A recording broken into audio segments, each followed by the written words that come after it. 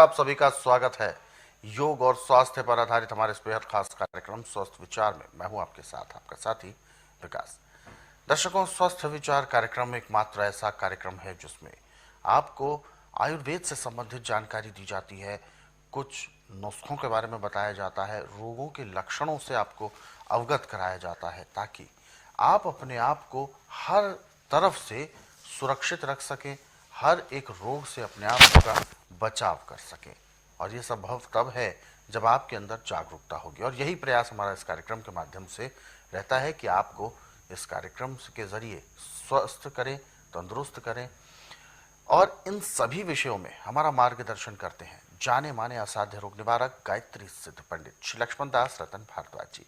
तो आइए सबसे पहले गुरु जी का स्वागत करेंगे और कार्यक्रम की शुरुआत करेंगे। गुरु जी, आपका बहुत बहुत स्वागत है। नमस्कार। ये कार्यक्रम हम आपके लिए लेकर आए हैं और हम चाहते हैं कि आप इस कार्यक्रम का हिस्सा बने।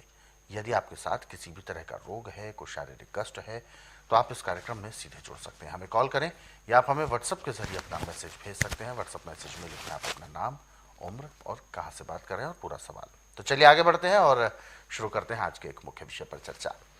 गुरु जी, आज के इस अंक में हम बात करने जा रहे हैं खून के विकारों के बारे में, यानी रक्त विकार के बारे में। खून में कई प्रकार की अनियमितताएं हो जाती हैं, व्याधियां उत्पन्न हो जाती हैं, रोग, इन्फेक्शन बहुत सारे हो जाते हैं। तो किस किस तरीके के इन्फेक्शन से किस किस तरीके का रोग हो सकता है, उसके बारे में आज हम संपूर्ण जानकारी आपसे चाहेंगे। देखिए, जब आपका खान पान ठीक नहीं है तो खून के अंदर इन्फेक्शन में फोड़ा, फुंसी, दाद, चम्मल,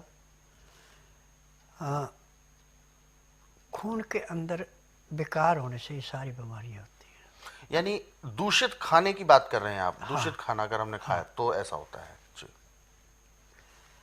फिर इससे पूरे संसार के अंदर एक है कि मेडिकल में, आयुर्वेद में, यूनानी में, होम्योपैथी में इसका इलाज नहीं है। क्योंकि मेरे पास तो आदमी तभी आता है जब सब जगह हार जाता है। अच्छा। अब यहाँ पे सिर्फ 3 चीजें हैं इसको। जो आपका बेल का पेड़ है बड़े वाला, उस पेड़ को जो उत्तर दिशा को जड़ गई है उसके, उस जड़ को मिट्टी में से खोद के निकाल लें, यानी ऊपर नीचे से नंगी कर लेनी हो, और 2 फुट लंबी तक आगे चीरा लगा दे, आधी में आगे लगा दें पेड़ की तरफ को, और उसमें से 1 इंच नीचे की रहने दें, बाकी सारे की सारी चीरा लगा के वो निकाल लें छाल को। उस छाल को धो करके छोटे छोटे टुकड़े करके सुखा लें। सुखा करके उसका पाउडर बना लें। जितना पाउडर छाल का है उतना ही उसमें गेरू मिला दें। अब इसमें से 1 चम्मच सुबह, 1 दोपहर, 1 शाम के टाइम, 1 रात को, 4 चम्मच रोज लेने। पहले पानी आप उबालो।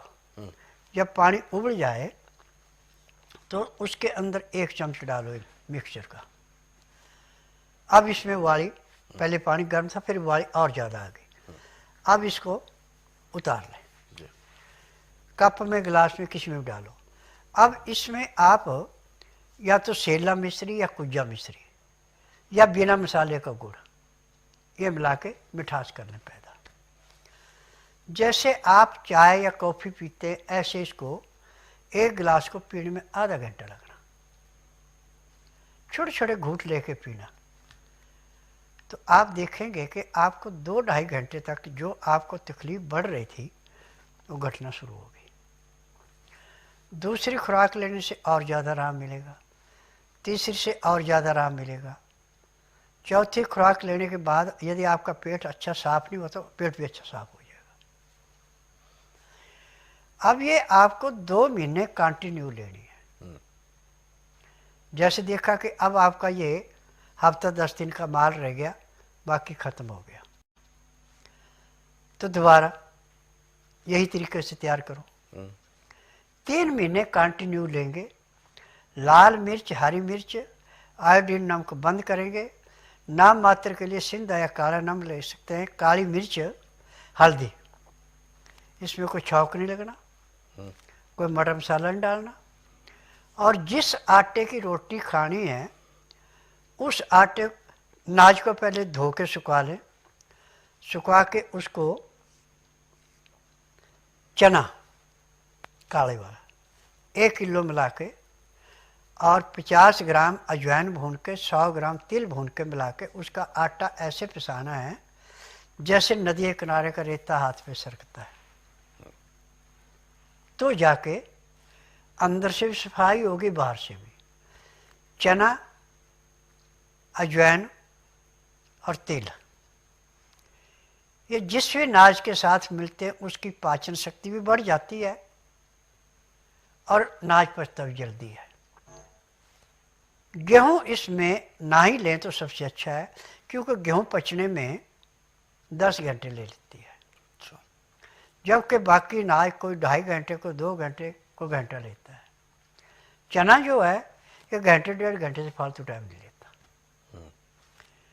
और सिंधा नमक या काला नमक आप खा रहे हैं, वो पाचन शक्ति को भी बढ़ाता है और खाए पिए को पचाने में भी मदद करता है। काली मिर्च है, वात पित्त कफ को बराबर करके रखती है।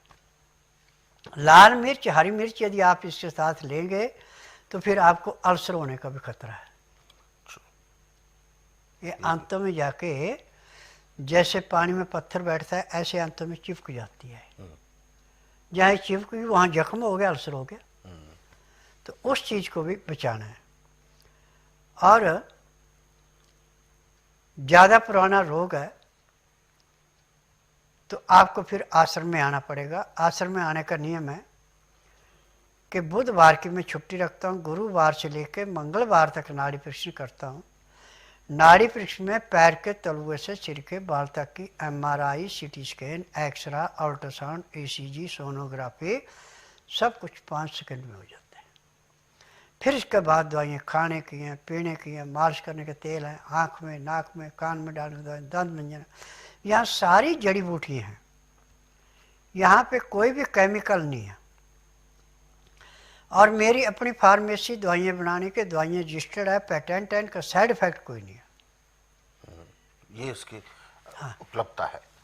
गुरु जी, एक चीज़ और मैं यहाँ पर जानना चाहूँगा, क्योंकि रक्त विकार को लेकर बहुत सारे जो पेशेंट्स हैं वो अक्सर इस बात को लेकर परेशान रहते हैं कि जब भी ब्लड इन्फेक्शन की कोई बात उठती है तो सबसे पहले ग्लूकोज चढ़ाना और फिर खून चढ़ाने संबंधित चीज़ें आ जाती हैं। तो क्या खून हमारे शरीर में बनाने के लिए क्या हम अलग से कोई मेहनत कर सकते हैं जिससे कि और अच्छा खून बनना शुरू हो जाए? खून बनाने के लिए सबसे बड़ा तो शहद है। अच्छा। शहद जैसे गले से नीचे उतरा है, पचाने जिस ग्रुप का उसी में चला गया।